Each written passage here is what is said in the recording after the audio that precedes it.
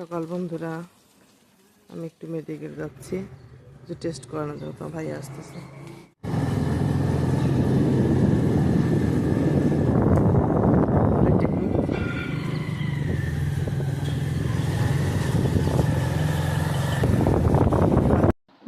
বন্ধুরা, ছেলেগুলো দেখুন মাঠে খেলছে এত সকালে, খুব ভালো লাগতেছে আমার।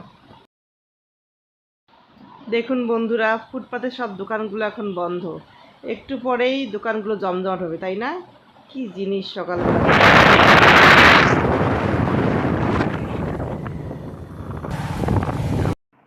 বন্ধুরা, এখন আমি এই যে আমার পছন্দের রাস্তা, বাংলাদেশ ব্যাংকের রাস্তাটা, ওদিক দিয়ে যাচ্ছি। পরিচ্ছন্ন কর্মী আপা কাজ করতেছে।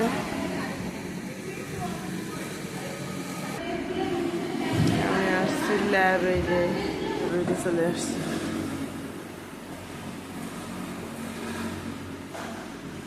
আমার টেস্ট করাবে। যখনই আমি হাসপাতালে আসি তখনই বলি যে সুস্থতা আল্লাহর সবচেয়ে বড় নিয়ামত। বন্ধুরা, তোমার বছরে অন্তত একবার হলো বডিটা চেক আপ করাবে, তাহলে তোমাদের রোগ যত তাড়াতাড়ি শনাক্ত হবে অত তাড়াতাড়ি চিকিৎসা করবে। প্রাথমিক পদে ধরা পড়লেও অনেক জিনিস সহজে সমাধান করা যায়। বাচ্চাদের জন্য সিঙ্গারা নিচ্ছি।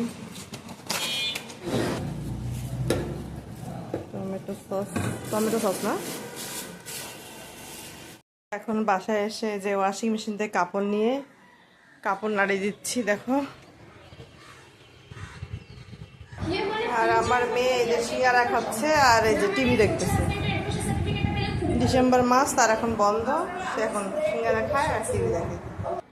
এখন আসলাম বন্ধুরা গাছে পানিতে। সকাল থেকে ডাক্তারের সাথে দৌড়াদৌড়ি করতে, মানে আপডেটে গেলাম,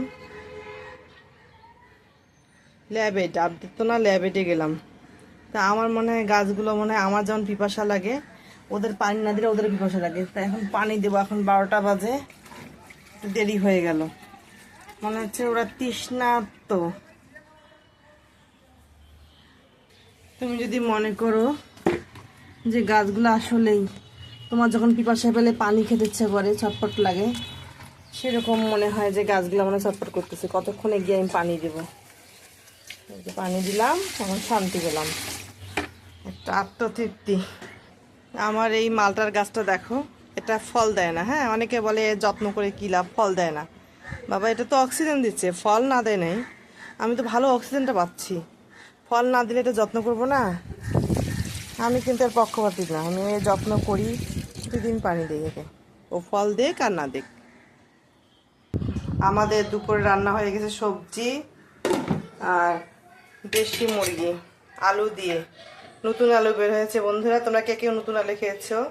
আমার কিন্তু এই রান্নাটা খুব ভালো লাগে, নতুন আলু দিয়ে মুরগির মাংস। আর আর এই যে পোড়া বেগুন আমি পুড়ে নিয়েছি গ্যাসে, এটা ভর্তা করবো, বাস। এটা আমাদের দুপুরের মেনু।